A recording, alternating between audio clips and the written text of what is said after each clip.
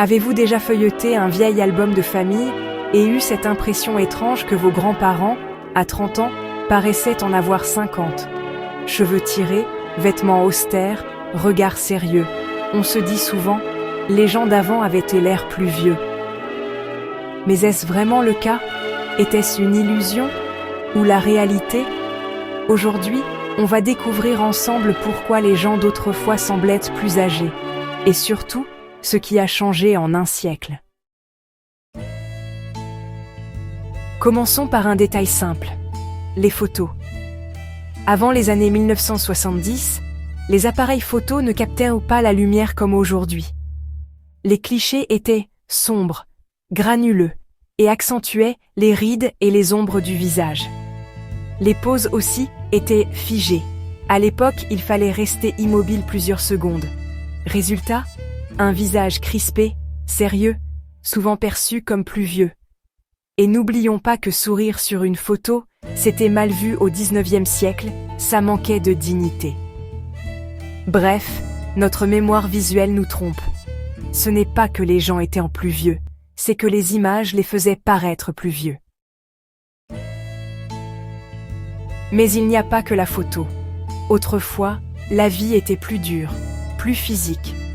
Beaucoup travaillaient dehors, exposés au soleil, à la poussière, au froid. Pas de crème solaire, pas de soins de peau, pas de congés.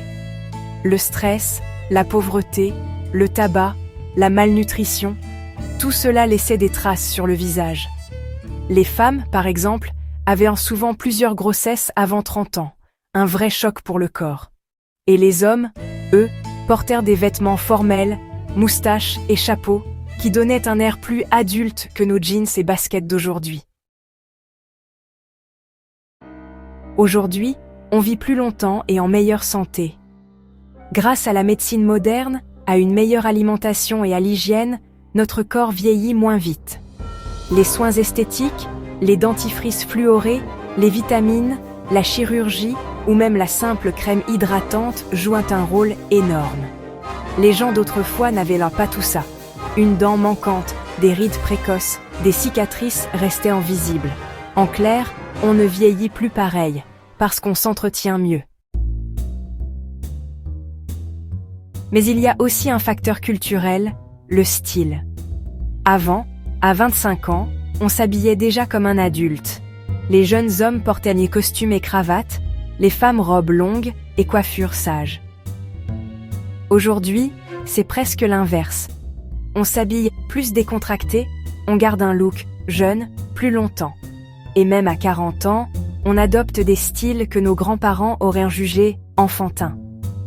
En réalité, on ne paraît pas seulement plus jeune, on agit plus jeune. Alors, les gens d'autrefois étaient-ils vraiment plus vieux? Non.